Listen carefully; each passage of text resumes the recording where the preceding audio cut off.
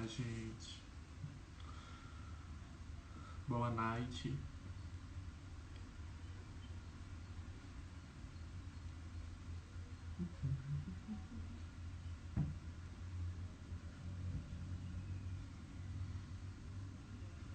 Vocês conseguem me ouvir bem?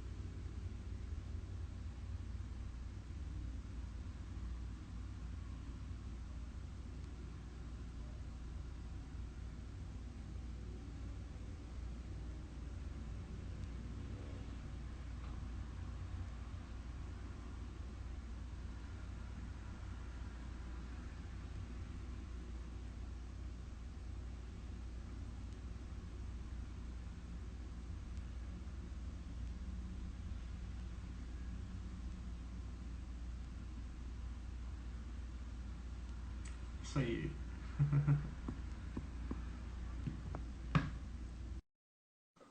Ah,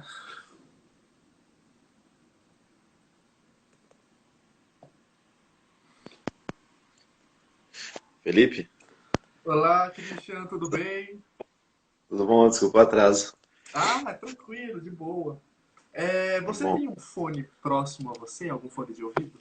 Para você poder Eu conseguir me posso ouvir melhor? achar. Posso me dar um minuto, por Ah, favor? tranquilo. Pera aí, rapidinho. Pode, até 5, não tem problema não.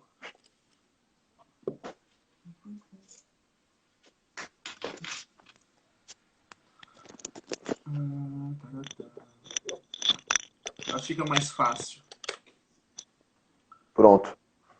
Eu Eu acho acho que fica que mais fácil para poder ouvir e tal. com certeza. Sim. E aí, como você Maravilha. está? Bem, você e vocês, né? Eu acho que tem um monte de gente. Ah, já tem bastante gente. 31 pessoas online. É que bom. Boa noite a todos aí. Ah, nesse período de quarentena e coronavírus, estamos tentando nos reinventar, né? Com certeza. É, Tá complicado. Mas é assim mesmo, é a vida. Vivemos de reinvenção. pois é. Tem É, que ver o lado. Tem que tentar ver o lado bom, né? Pra sair do. Como é que é? Até os diamantes saem da lama, né? A gente tem que tentar ah, sempre com encarar os certeza. períodos difíceis como desafios para se superar, né? Sim. Primeiramente, eu acho que ainda tá entrando pessoas, então vamos esperar uns 2 minutinhos e tal, para nós começarmos a Beleza? nossa live. Primeiro, eu gostaria muito de Legal. agradecer você por aceitar o meu convite, para fazer essa live. Eu Que sei isso, que você prazer tem meu. uma rotina bem corrida e tal, mas eu estou bastante feliz e todos que estão Ultimamente, assistindo estão felizes. que bom, eu também fico muito feliz. E parabéns aí pela ideia, por esse projeto aí que faz bem para todo mundo. Ah, muito obrigado. Antes de tudo, eu gostaria que, se possível, você falasse um pouquinho sobre como você iniciou ao piano e até esse exato momento da sua carreira. Pode ser coisas tranquilas, coisas rápidas, sem delongar muito, sem falar muito, sem problemas. Ah, legal.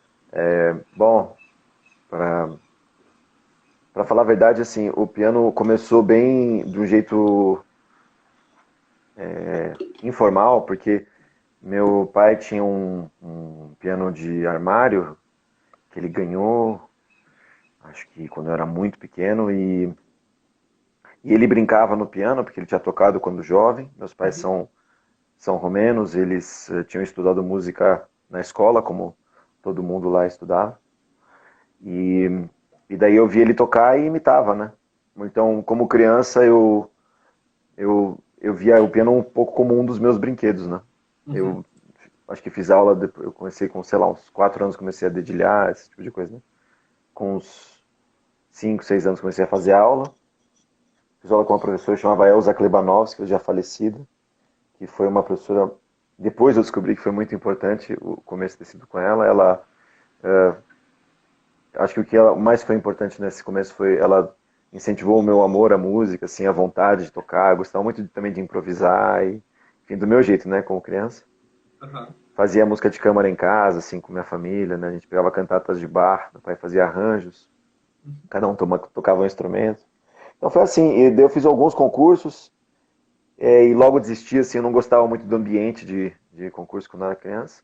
Eu passei uns anos, assim, da adolescência um pouco mais isolado do meio musical, mas eu fiz aulas com a Marina Brandão nessa época, e gostava de várias outras coisas. E daí, quando eu fui decidir fazer faculdade, eu fiquei realmente em dúvida, assim, do que fazer, né? A gente sempre tem essa questão na cabeça, né? Se fazer música vai valer a pena. A gente ama, mas a gente não sabe se vai ter oportunidade, se o mercado, todas aquelas questões, né? Sim. A minha sorte mesmo foi que, pelo menos minha família, porque muitos amigos e amigas minhas tinham o problema da família não querer ou não apoiar e tudo mais. Minha família apoiou e para eles, no fundo, eles apoiariam qualquer profissão que eu fosse decidir. Tive muita sorte isso de ter esse apoio com essa mentalidade, né, de que não importa o que você faça na sociedade, toda profissão é importante. E, Uhum. inclusive você mudar de profissão é normal. O importante é, não importa o que você faça, você se dedicar e fazer de coração, né? Sim. Então isso me ajudou muito, né? Então, e daí, então eu fiquei na dúvida, mas prestei música, fiz música na USP. E isso me foi muito caro, assim. Eu conheci o Eduardo Monteiro, né? O pianista com o qual eu estudei lá, e tem um aprofundamento, digamos, uma especialização, de fato, que eu não tinha tido até então, né? Uhum. E daí de lá eu fui para Boston fazer o mestrado no New England Conservatory e era para ficar 2 anos, fiquei 6 anos no final. Fiz o mestrado, fiz uma extensão e depois fiz até o Arte Diploma, que é um curso mais especial lá. E nesse meio tempo eu fiz um concurso que foi bastante importante para mim, o chama Clara Haskell, na Suíça. E a partir de lá eu, digamos, entrei no mercado dos, dos concertos e tudo mais, né? E trabalhando com empresários e esse tipo de coisa, né? Coisa que um mundo que eu de fora achava que era uma coisa e de dentro eu descobri que é outra, né? Mas foi esse o caminho. Aconteceu um pouco, não vou dizer que foi sem querer, porque obviamente eu sempre gostei de música e queria fazer cada vez mais e cada vez melhor o que eu podia fazer, mas digamos Sim. que a trajetória que eu tive não foi exatamente programada, né? Uma coisa foi puxando a outra, as oportunidades foram surgindo. Acho que Uhum. isso me ajudou um pouco porque eu nunca coloquei muita pressão em mim mesmo, então isso acho que no fundo ajudou também. Ah, com certeza. E professor, quando nós começamos a conversar e tal, você deu algumas ideias de temas, mas aí logo eu pensei em falarmos sobre técnica e interpretação, porque Tá você certo? veio a Brasília no ano passado, né, fazer um Sim. recital tocando algumas peças. E é engraçado que depois, conversando com os amigos meus, a Lígia Moreno, que estavam presentes, falaram que foi incrível. Infelizmente eu não pude. Mas falaram que foi incrível, falaram Lívia, que viram coisas que em outros intérpretes não conseguiram ver ou não conseguiram ouvir, perceber. Então, assim, qual, para o senhor, né, para você, qual seria o conceito de técnica e interpretação? olha, é uma pergunta bem ampla. Primeiro, primeiro eu quero agradecer a Lígia, tô vendo que ela está aqui presente, vou mandar um beijo para ela, porque ela é sensacional, eu sou fã da Lígia, desde menino, né? E quando eu conheci ela. Poxa, para mim foi super. Coração de volta, tá? Para mim foi super, super legal voltar a Brasília. Fazia uns 10 anos que eu não voltava. Uhum. Eu acho que, sobre o que você mencionou, e Lígia também é muito querida falando isso, é uma coisa que eu sempre tentei ter isso na cabeça, de que a interpretação, fala primeiro de interpretação, eu sempre pensei que, de alguma maneira, o que mais importa é a gente ter a visão, no caso a audição, né? Mas a visão no sentido de concepção, Sim. mesmo que ela mude, mas a gente ter uma concepção do que a música passa, o que ela pode passar, nem que seja mudada na hora, mas que tenha, a gente veja qual que é a cara, ou qual que é o ambiente, qual que é a história que a gente quer Uhum. passar. Isso sempre, eu acho que tem que ser o guia. Até, obviamente, que para isso chegar lá, não, isso não é o começo, né? Isso é o fim, quer dizer, a finalidade, né? Sim. Daquilo que a gente faz. Então, para se chegar lá, obviamente, a gente tem que saber ou tentar construir ferramentas de como fazer isso ficar audível, né? Ou perceptível. Então, Uhum. nesse sentido, eu acho que técnica seria tudo aquilo que a gente, qualquer ferramenta que a gente metodicamente constrói para poder reproduzir justamente, mas Uhum. que nunca pare nela mesma, mas que seja sempre um meio para que a gente consiga expressar alguma coisa. Se é a mesma coisa, a gente. Eu gosto muito de comparar, inclusive quando eu dou aula, eu gosto muito de comparar com a fala, né? Então, e com o ato de falar, no caso, né? Então, a gente usa a boca, os dentes, a língua, o ar que a gente, o tom de voz, a amplitude, enfim, a dinâmica. A gente usa tudo isso para expressar alguma coisa, quando a gente fala, quando a gente conversa também, né? Ou quando a gente vai recitar um texto que seja.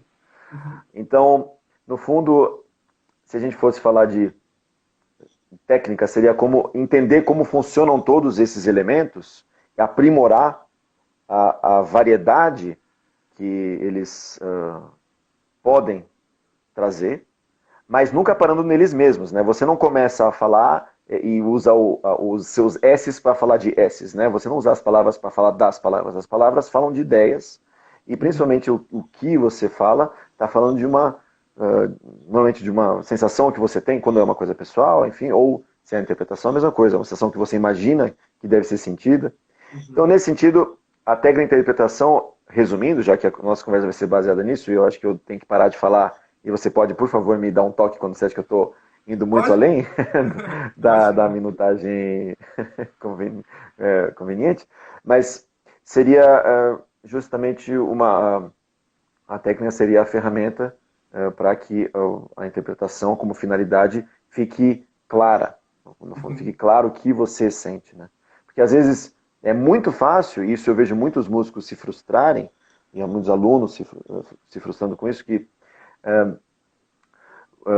você sente alguma coisa, ou você tem uma impressão de alguma coisa, que é claro que isso, aprofundando isso fica muito complicado, né? O que é a impressão que você tem e qual que é a Uhum. concepção que você tem, né?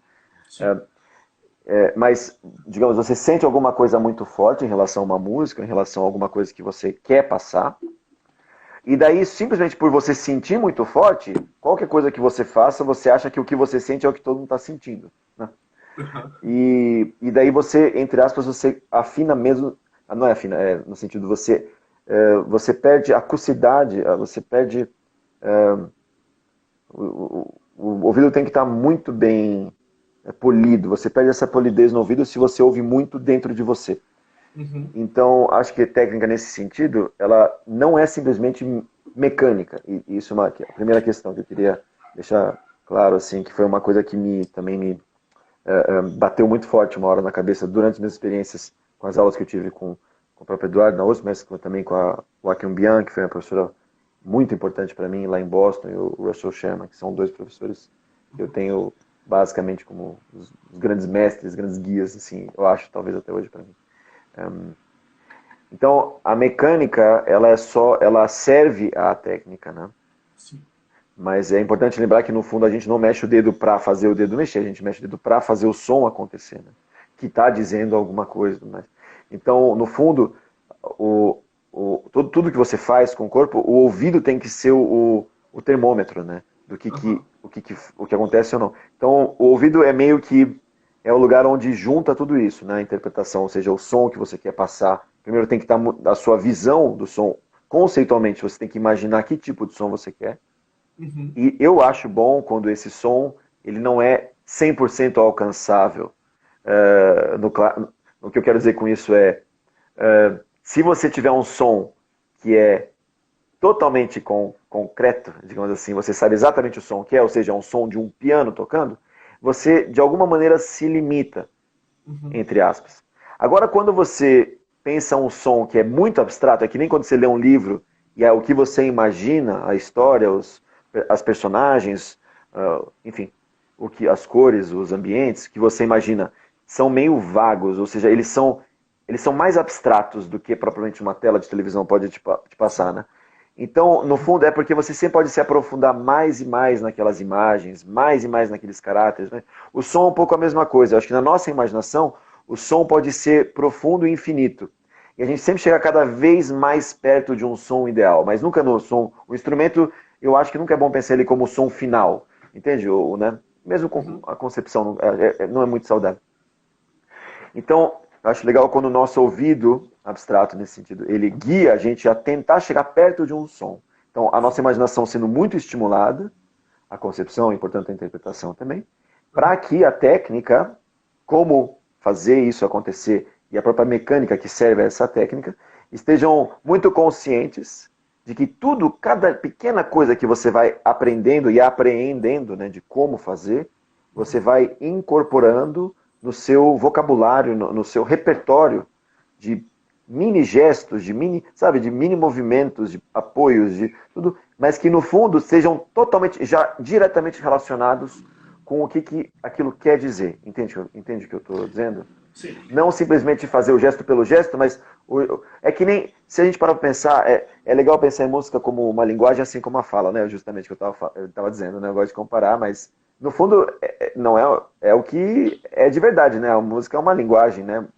E assim como a fala, a gente quando a gente aprende a falar, a gente vai imitando esses gestos, né? Esses sons que a gente vai ouvindo.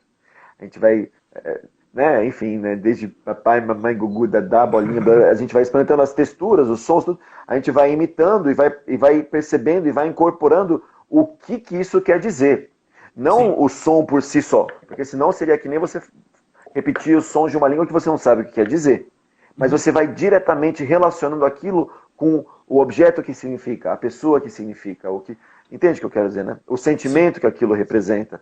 Então, eu acho importante, e infelizmente eu acho que na música clássica, a gente separa demais essas coisas. E daí depois quando a gente tem que re-relacionar elas, a gente passa por um parto muito grande, porque daí parece que a gente vive dividido no mundo só da técnica pura, ou interpretação pura, que vira simplesmente um sentimento totalmente subjetivo. Né? O que eu sinto, o que eu sinto, o que eu sinto. E daí isso é difícil de transmitir. Daí quando eu quero, eu falo, não, mas então vou tecnicamente desenvolver. Só que daí vira, às vezes, uma coisa de eu quero fazer só o meu dedo mexer muito, e daí você esquece que no fundo aquele dedo é só um meio de transmitir alguma coisa. Entende? Bom, Sim. eu vou parar de falar e vou esperar você fazer pergunta, ou alguém fazer pergunta, não sei como está funcionando a conversa, desculpa, porque senão, ou eu sou muito prolixo, como você já percebeu, e acho que as pessoas aqui estão percebendo, e Não, então pode. é bom impor um pouquinho os limites para mim, senão também eu me perco um Não, mas pouquinho. assim, pode falar, porque eu acredito que as suas ideias, assim como das outras pessoas com quem conversei, ajuda muito, porque aqui nessa live tem muitos estudantes de piano. Então, Ah, assim, tá legal. sendo Ô, experiências Gabi, Gabi. incríveis. Aham. Não, desculpa, Verena, aqui a Gabi, uma Ah, grande amiga, excepcional violinista, lá, lá em tranquilo. Ó, Vitória. mas pode Espero que esteja falar. todo mundo bem, Tem muita né? gente que tá fazendo anotações, então não tem problema. Oi! Pode. Não estou ouvindo aqui o É, pessoal. Ah, professor, diga. assim, há grandes intérpretes, né, na música Hum, pianística, se nós formos contar. Tem Horowitz, tem hum, Rubinstein, tem Sokolov, uhum, tem grandes. hum, né? E Hum, normalmente, o que que acontece? Os estudantes de piano, antes de hum, pegar a peça, antes de pegar hum. a peça, eles ouvem bastante. E eu já Ah, conheci professores, já conheci pessoas que falam que se você ouvir a peça antes, você não vai adquirir a sua própria interpretação. Como hum. você poderia nos falar isso? Qual seria a sua opinião sobre isso? É Plínio, legal a grande Plínio. gente Viva a Diadema. ouvir antes ou não ouvir antes de nós começarmos a aprender uma peça? O que, que você acha? Olha, eu acho que é sempre bom ouvir, não é bom enrijecer uma interpretação, nem em relação ao quem você ouve, nem em relação a você mesmo. É também ruim você. O que eu gosto desses Sim. grandes pianistas que você citou, inclusive, que cada vez que eles tocam um pouco diferente, sabe? Principalmente esses que você Uhum. citou. Né? Então, Ô, Silvia, Silvia, beleza. É, então, esses que você citou, eu acho que. E, inclusive, eu acho que quanto mais antiga a escola, não é que eu vou pregar a religião da escola antiga da música, mas, querendo ou não, acho que são intérpretes que estão mais perto também da época dos compositores, muitas vezes que a gente toca. E é interessante pensar isso, né? Que você não precisa ter uma concepção fechada do que é uma peça musical. É bom você sempre ter uma concepção, mesmo que você mude ela, né? Mesmo que você retrabalhe, reveja, é que nem um livro mesmo, né? Uma obra de arte, você vê sempre de um novo ângulo, e às vezes o que você sente pode mudar, né? Mas é sempre bom estar embasado, não é isso? É você tentar ser coerente, tanto faz como você comece, que tudo faça sentido, entende? Uma coisa assim. E que sempre Uhum. você volte ao texto. Sobre Sim. gravações, ouvir gravação, então a relação com o texto é importantíssima. Então eu não nego que quem fala que não vou ouvir gravação, vou pegar o texto puro, porque a minha concepção vai estar no. Tipo, ai, Elisa. Então a minha concepção vai estar ligada a só eu e o compositor. Só que nisso a gente também esquece um pouco que mesmo compositores que tocam suas peças, eles às vezes revêem elas, né? Eles fazem revisões, eles mesmo quando vão tocar, se a gente pega compositores tipo mesmo Debussy, Ravel, Rachmaninoff, Prokofiev, quando você vê esses caras tocando peças deles mesmos, você vê que Sim. muitas vezes não é exatamente tudo que está escrito. Até relatos do Czerny, que fala do Beethoven tocando sonata dele, que ele muda um monte de coisa. Então é difícil falar dessas questões assim com tanta autoridade, né? Mas o que é importante é a gente não tirar as coisas do sovaco, né? Tipo assim, não, eu acho que tanto faz. É você tentar achar coerência no que você faz. Agora, em relação a ouvir gravação, minha opinião, né? E também em relação ao que você falou, que cada um traz um ponto novo. Isso eu acho que é o mais bonito, no fundo. A gente não tem uma verdade sobre como fazer, como estudar, como. Mesmo que eu estou falando sobre técnica e interpretação, é muito a minha vivência, entende? A minha Sim. opinião. Vai que eu mudo amanhã. Mas assim, mas tudo bem, eu acho que o importante é estar aberto para mudar nesse sentido. É importante ser verdadeiro com você mesmo, né? E ser confiante que o que você sente é o que você é, o que você faz, né? O que você acredita.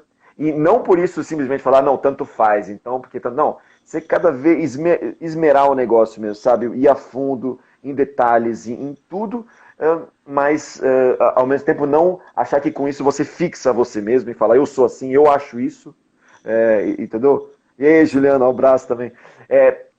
Então, voltando na questão, para não fazer um parênteses muito grande. Gravação, eu acho ótimo, inclusive, principalmente nesses que mudam sempre. Não fica numa só, não acha que é só daquele jeito possível. Sim. Ouça o máximo possível, não para imitar, mas absorva intuitivamente, que nem uma criança quando imita. Você pode imitar, mas você nunca vai imitar 100%, né? Mas não imite no sentido de que absorva o gesto, o caráter, a personagem que você ouve e refaça ela do seu jeito. Eu acho que brincar muito, exatamente, a Lígia estava comentando super bem, óbvio, né, claro. E, e nesse sentido eu acho muito bom ficar ouvindo todo mundo, lembrando que justamente é uma linguagem, assim como a escrita vem depois da fala, entende? Sim. É, então, o som, na música, o som é que importa. Assim, a partitura, é óbvio, a gente tem que se prender ao texto. Mas lembrar que a partitura é o mapa, não é o território. Né? Não é o tesouro. O tesouro está no território, na ilha que você chega. A ilha você tem que explorar. O mapa você tem que entender o que ele quer dizer, o que ele pode querer dizer. E tem sim, segredos muito grandes, tem convenções que a gente desconhece às vezes. E que a gente tem que meio que tentar sacar o que isso podia querer dizer no gesto, mas o gesto é sonoro. Ou seja, eu acho muito legal. É coisa que na música clássica a gente perdeu um pouco, as coisas de tocar de ouvido, improvisar. Isso, infelizmente, a gente deixa de explorar. Os músicos populares, eu tenho uma inveja imensa de todos os meus. Eu sempre cresci admirando muito músicos populares, e até me envolvi um pouco com isso, mas queria poder, inclusive, me aprofundar mais nos estudos de música popular, né? Mas eles têm um ouvido fenomenal, eles aprendem a sim. basicamente tipo assim, entendeu? Transcrever improvisos, transpor coisas, tirar, sabe, fazer um arranjo. Isso eu acho, Emanuel, nossa, agora eu tô ficando Baldinho. com medo, acho que o Baldinho tá aqui. Eu acho que eu acho que eu vi o Carmelo também, mas O eu Carmelão também tava tava assim, aqui. puta que pariu, eu tô, tô me sentindo um pouco agora acanhado. Só Não, os não, ó, mestres se aqui. solte, Bom, se mas enfim. solte. Mas que bom que é informal a conversa. Sim. Mas, um abraço aí a todos, né? E que bom que estamos aí conectados de alguma maneira. Mas eu acho justamente isso, né? Que querendo ou não, a linguagem, como na fala é oral, a escrita vem depois, né? Nesse sentido. Imagina aqui. Eu espero. Valeu. Abração, Emanuele.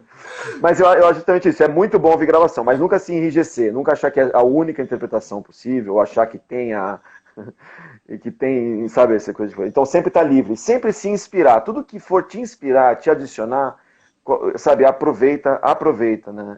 Sim. Eu acho isso é importante. E essas hierarquias, um pouco na música clássica também acho que a gente acaba construindo isso. Acho que até o Baldini uma vez eu vi ele sobre isso, eu acho interessante. Né? As pessoas adoram colocar top não sei o que, top tal, esse é o melhor, esse não sei o que, sabe? E essa coisa, um pouquinho da cultura romântica do século XIX, que ficou muito forte na música clássica, desde das próprias questões que são um pouquinho mais as cascas da nossa profissão do que provavelmente a parte mais essencial da música, do que a gente faz, do que a gente tenta fazer, né, essas questões elas ficaram muito presentes, né? Então essa romantização do gênio e tudo mais, né? Tem também essa coisa do o maior, não sei o que, o grande, então, um pouco disso fica, né? E acho que em termos de interpretação a gente tem que lembrar um pouco disso que é um pouco mais tem também seu lado efêmero, né? Tem seu lado Sim. passageiro, como a própria vida, né?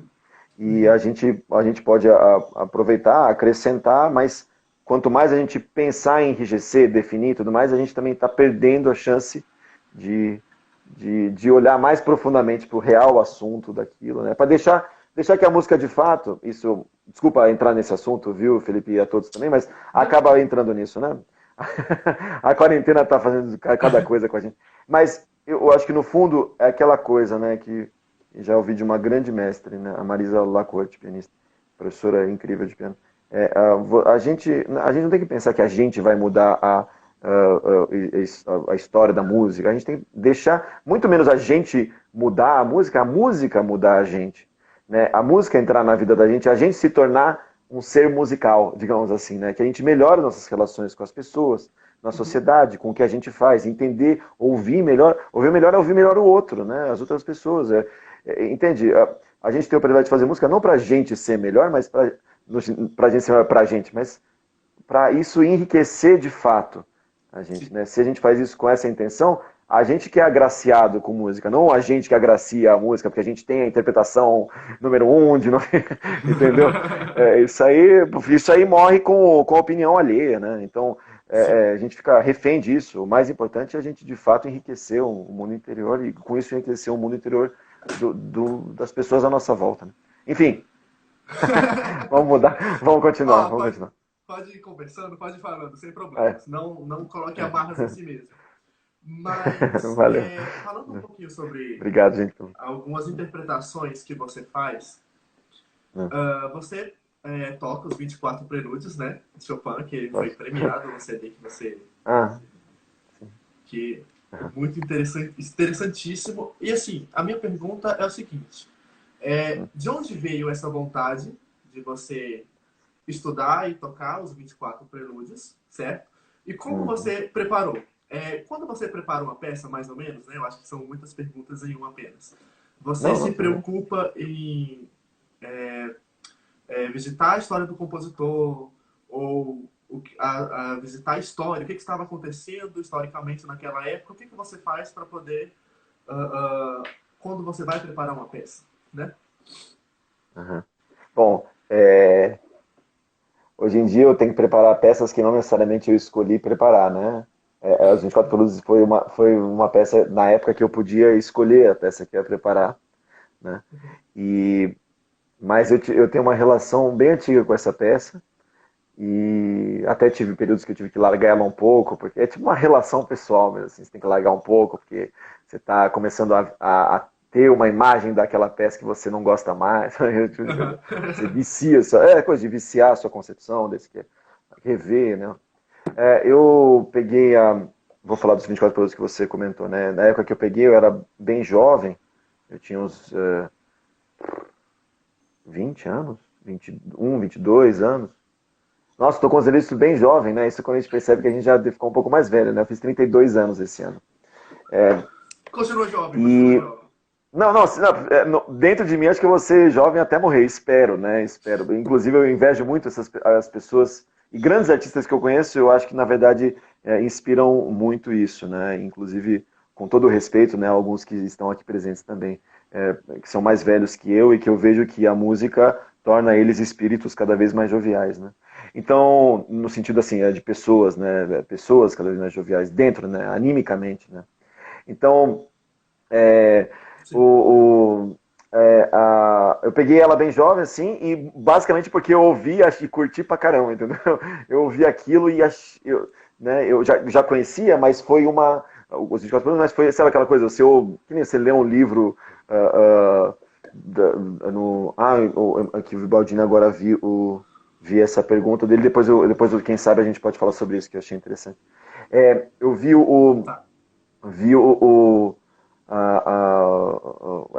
você lê um livro com 10 anos, daí quando você lê com 20, você lê diferente. Mesma coisa, eu vi, acho que os produtos com a Marta, eu tinha uns 12 anos, sei lá.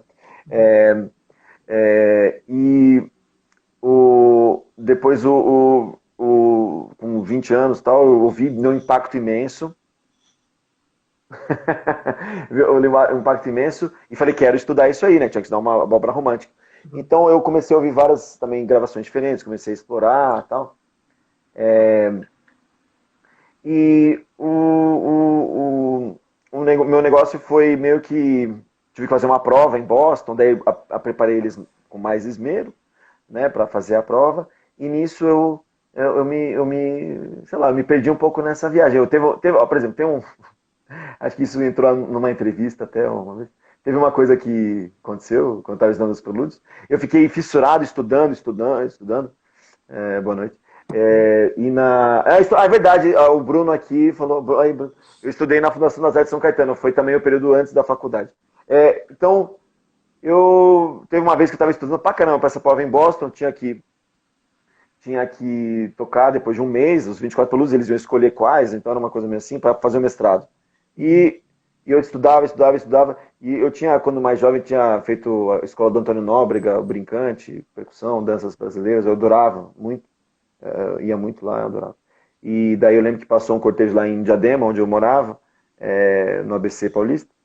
Passou um cortejo tocando maracatu. Eu não estava conseguindo mais estudar os 24 eu ficava tocando. Eu estava tentando achar, assim, sabe, a gravação perfeita, sabe aquela coisa? E eu não estava conseguindo. Daí eu lembro que quando eu fui para a rua dançar, tocar, mas que eu vi o cortejo passar, quando eu voltei,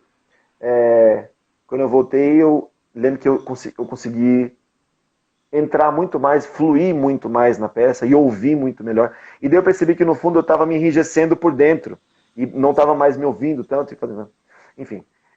Então, o processo de aprender uma peça e entender ela tocar, são tantas questões, porque elas vão desde as questões de você se sentir tecnicamente sólido, entre aspas, para você sentir que você nada impede o seu movimento, o seu envolvimento físico, para que você faça suar o que você quer suar. Depois você também, a gente não pode esquecer que no fundo a gente tem que se cultivar como ser humano para que a gente se sinta inspirado para tocar. Isso é muito difícil também, porque é muito efêmero, né?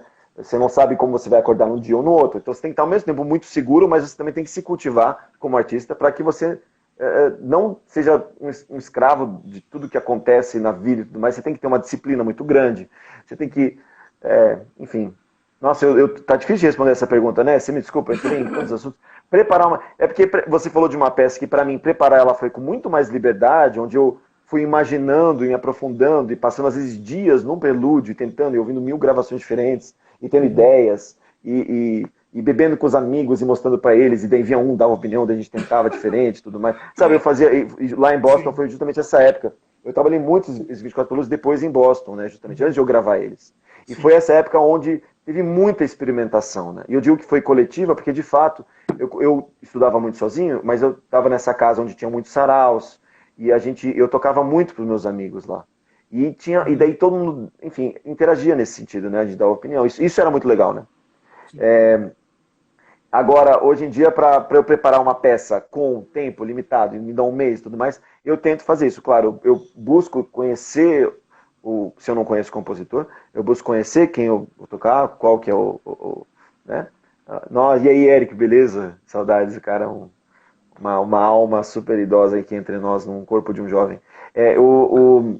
Eu procuro conhecer ao máximo que eu posso, ao mesmo tempo que eu tento me aprofundar no texto, e também nas minhas sensações e impressões e concepção que ele me traz. É, e, e daí sinceramente, é difícil, porque cada peça é um caminho diferente, né?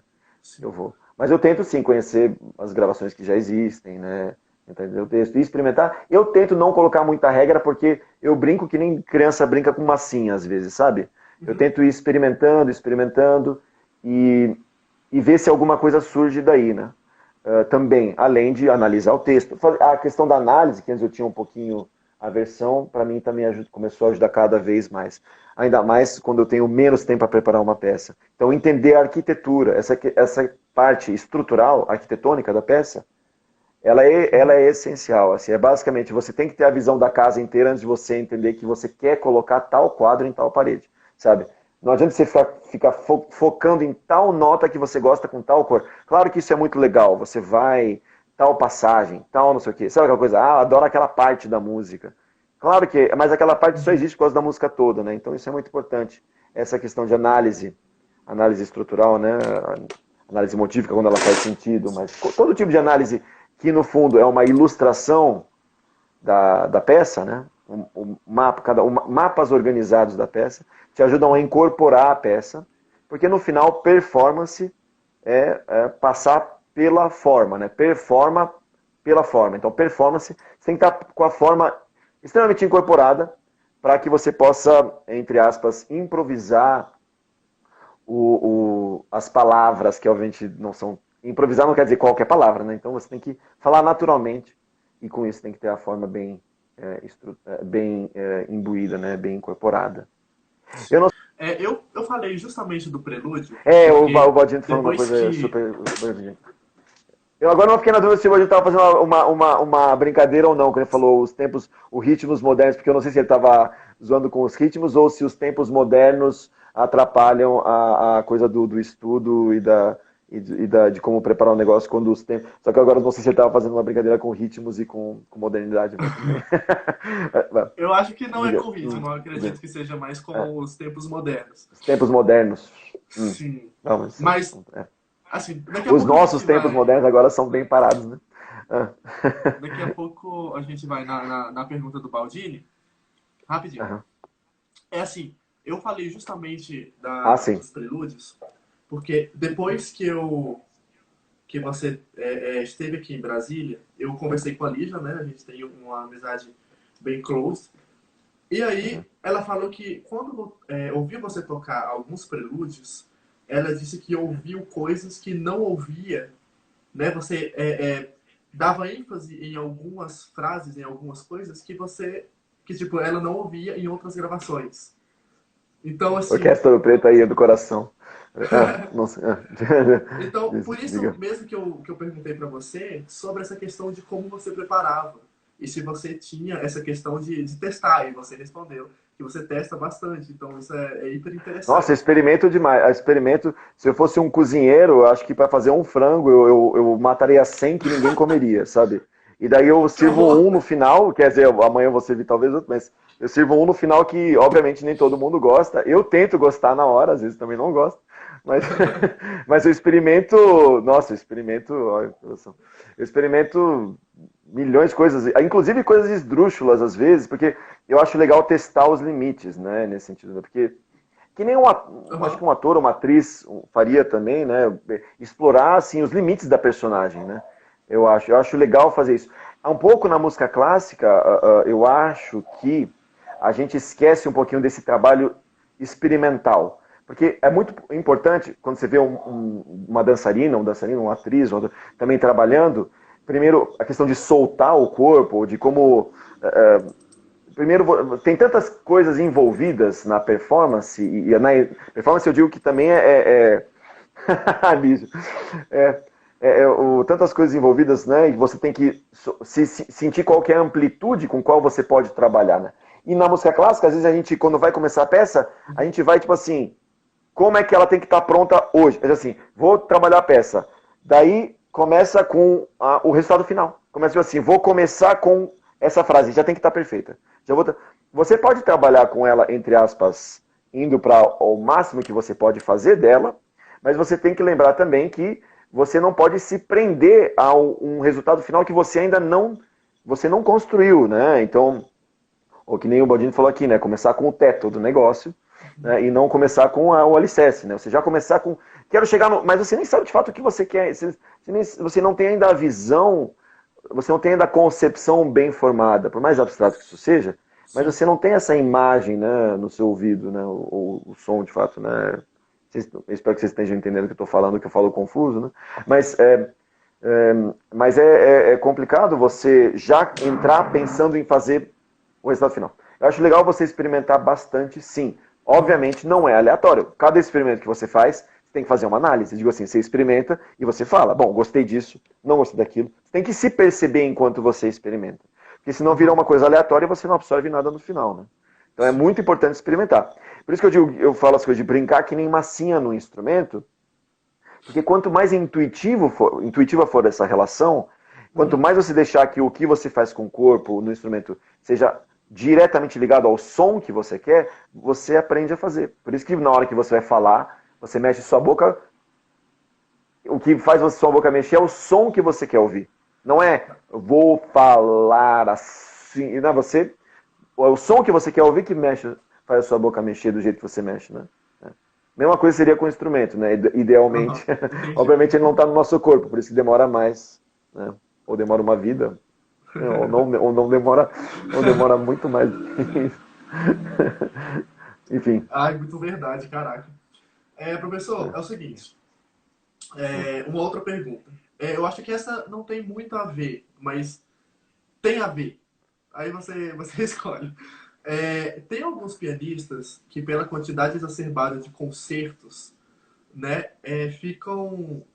Eles dão uma pausa na carreira por conta de problemas motores, problema físico e problema mental, problema emocional e etc. Como que você vê esse tipo de pausa, esse tipo de problema? Será que não Falar de estão. novo, tem gente que para por problemas físicos, Não, tem pianistas, né, que certo? pela quantidade exacerbada de concertos, de recitais, Certo. eles dão pausa por conta de problemas motores, problemas. Aconteceu até comigo esse ano. Eu tive um começo de tendinite que eu tive que parar 2 semanas e tal.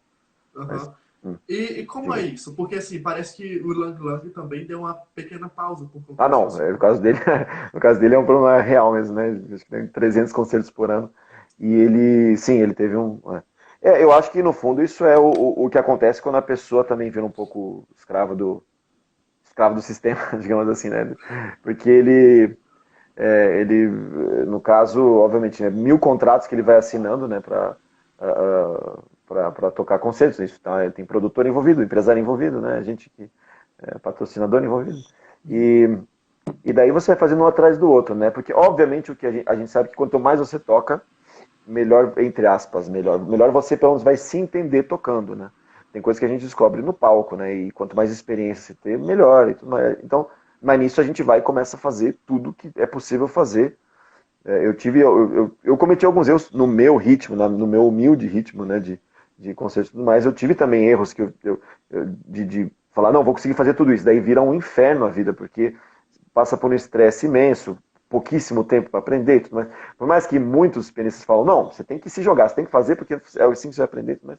Mas isso, assim, são males do ofício mesmo, não tem muito o que fazer, né? Aqui, frustrações da vida pianística. Por aí, isso pode acontecer. Agora, com certeza, você ter consciência de que sua saúde física é importante manter, e de todos, e sua saúde mental, obviamente, né? Porque começa tudo lá. Se o mental não estiver bem, o físico é difícil, tá? Mas, não digo isso, mas o Cortot falava, né? Que ele falava, o Cortot que tocava daquele jeito, né? Que é super poético, super imaginativo, super livre a interpretação dele muitas vezes, e tem gente que não gosta, mas tudo bem. Ele fala que para ser pianista profissional você precisa de 3 coisas: estrutura, constitution, enfim, estrutura, estrutura e estrutura. Estrutura que ele quer dizer é estrutura em todos os sentidos, né? Você precisa de uma espinha dorsal, você precisa ter um suporte, digamos assim, suporte físico também, né? Você tem que ter isso tem que ser muito sólido nesse sentido. Você não precisa ser né, você não precisa ser como é? Estou arrastando aqui. Peraí, eu estou arrastando aqui cadê aqui? Você não precisa ser obviamente, um halterofilista para tocar piano, né? Não é isso. Mas você precisa. Aliás, seria muito ruim, né? A estrutura que eu digo é no sentido de você estar com o seu corpo equilibrado, ou se preocupar com isso para que ele consiga trabalhar, né? Então, é sempre bom, tem todo tipo de coisa que dá para fazer, né? Mas é sempre bom fazer o exercício físico, é uma coisa muito importante. O que para os gregos, o que para Platão né, ele colocava como na República, né? Ele coloca o exercício físico, né, a ginástica, enfim, e a música ele coloca como opostos, né? Que um trabalha questões anímicas assim, e outro trabalha o corpo e a mente em outro sentido, mas que são igualmente necessários, né? Então é importante ter uma saúde física, acho que bem equilibrada e tudo mais.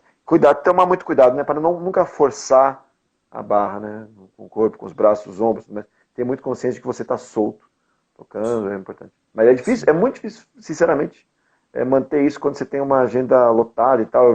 Amigas e amigos meus que são performers assim, né? De 150 concertos por ano, esse tipo de coisa, sabe? Eles têm uma vida assim, uma coisa regrada, assim, impressionante, né? E tem que ter uma mente de aço, né? Mas, enfim. E aí, Antônio, beleza? É, É, aqui, é, como eu falei no início, tem é. muitos estudantes de piano, né, no início e tal, ou Exatamente. então Eu li. pessoas que Ah, já se formaram, estão no início de carreira. Mas tem essa questão da crise existencial pianística, ah, né? Ou seja, caraca, ah. será que o piano é mesmo Mu- para mim? Ou então essas Ou para frustrações, musical, né? isso, a Sim, música em sim. geral. Então, qual seria André. basicamente o seu conselho para a gente poder lidar com isso, com com esses probleminhas um pouco estranhos que dá essa. Porque, tipo, eu já dei muito isso, né? Então, é uma pergunta meio Uhum. pessoal. Isso até complementando um pouquinho o que o Baldini tinha falado de tempos modernos, né? Uhum. Por mais que isso tangeie um pouquinho o assunto, mas eu lembrei agora, ó, eu vou falar a resposta da Fernanda Montenegro, quando perguntaram qual que é o conselho dela, para os jovens e as jovens atrizes, atores, né?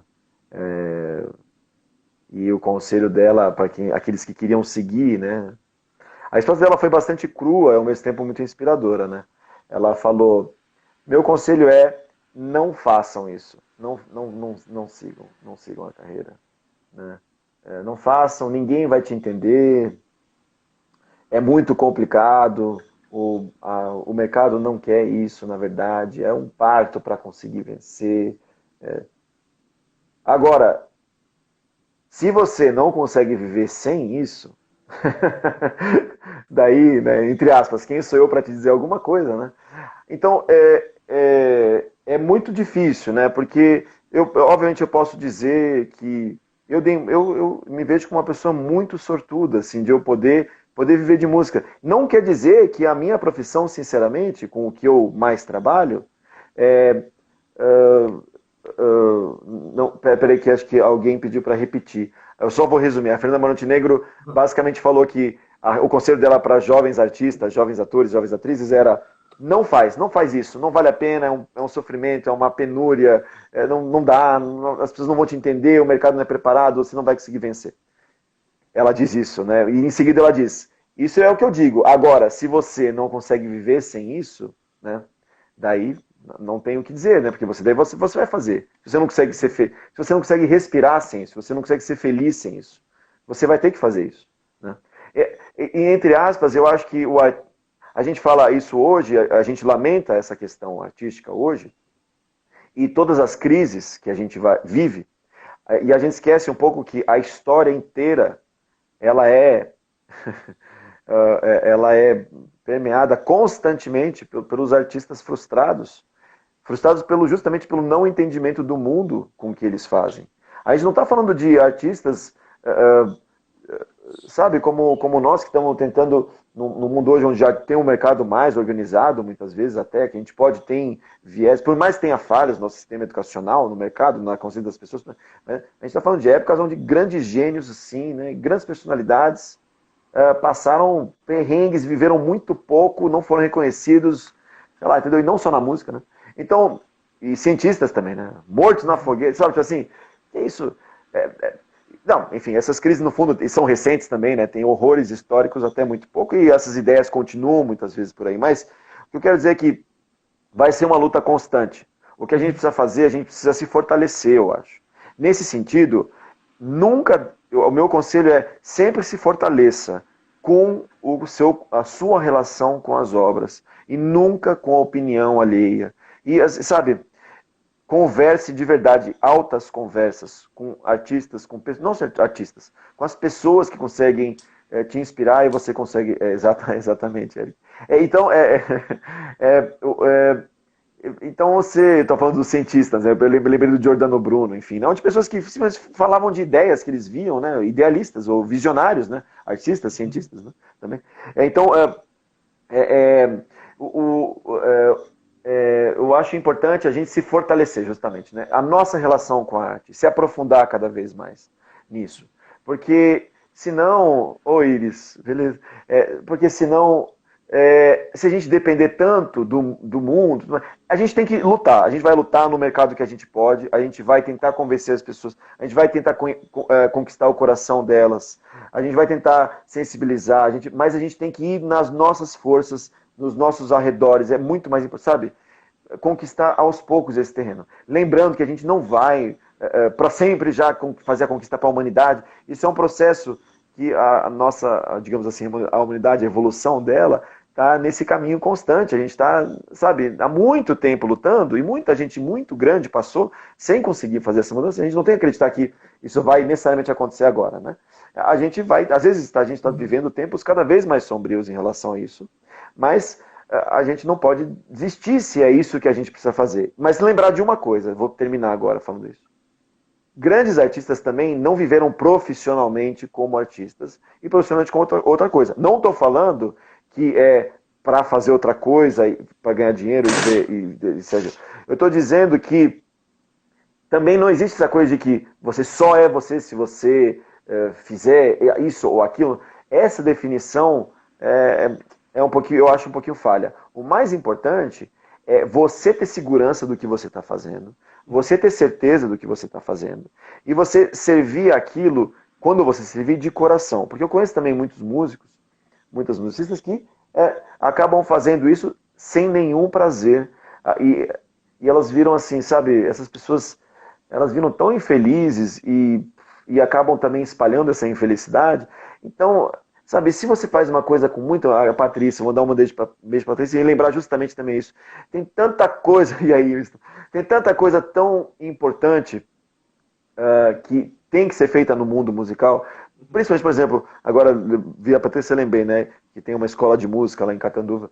Poxa, você inspirar crianças a fazerem música, a importância de que tem os professores para que essa inspiração seja passada para frente, para as crianças e jovens e enfim, continuem estudando, que essa ideia não morra. Isso é muito importante, muito importante. Não pensem que a coisa do ser um artista de palco, você é um solista, essa é a finalidade. Não, nossa, mas nunca mesmo. Assim, sabe, justamente se ter essas pessoas que eu falei que são infelizes fazendo isso. Uhum. O mais importante é você ter o prazer com a música, ou com a arte, no caso, você ir a fundo nisso. Isso é a verdadeira recompensa. Parece sabe, uma frasezinha, mas é ali que está a resposta, inclusive para as nossas crises que a gente tem quando a gente fala, vou fazer música. Muito, sabe? Assim como em livros que a gente pode achar, né? Essas conversas que a gente tem com gente que muitas vezes já morreu, que pode ajudar a gente para se encontrar, entendeu? Nessas coisas. Então, e a gente vai achar um caminho, mas não tem um caminho, não é tipo assim, você tem que ser músico, você quer ser, você tem profissional, você vai achar seu jeito para sobreviver se precisar, mas se a arte for o seu pão, você vai ter que fazer isso. Agora, se ela for o seu pão e você se negar a fazer por qualquer motivo, isso vai te fazer muito mal, com certeza. Caraca, bem profundo. Professor, ó, o Instagram ele faz o seguinte: quando dá 1 hora de live, ele cai. Então, normalmente eu faço o seguinte: eu faço as minhas perguntas e abro um momento para que as pessoas que estão nos assistindo façam perguntas. Então, eu vou fazer o seguinte: eu vou encerrar a live, aí o senhor entra novamente para a gente continuar essa conversa, pode ser? Claro, eu saio e entro de novo? Eu espero cair e entro de novo? Não, eu vou encerrar agora, aí Beleza, e entro o de senhor entra novo. novamente. Isso. Tá certo? Beleza, beleza, Obrigado. beleza. Desculpa as pessoas aí que eu vi que às vezes aparecem perguntas e não dá tempo de eu ler. Me Não, desculpem, viu? A gente pode às vezes. na volta, aí Beleza, eles fazem as perguntas. beleza, daí a gente abre. Beleza.